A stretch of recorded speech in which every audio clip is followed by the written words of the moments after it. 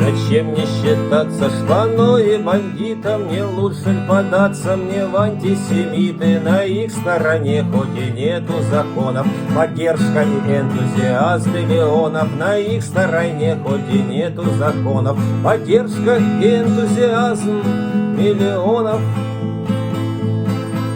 Решил ли, значит, кому-то быть битым, но надо ж узнать, кто такие семиты. А вдруг это очень приличные люди, а вдруг из-за них мне чего-нибудь будет. А вдруг это очень приличные люди, а вдруг из-за них мне чего-нибудь будет.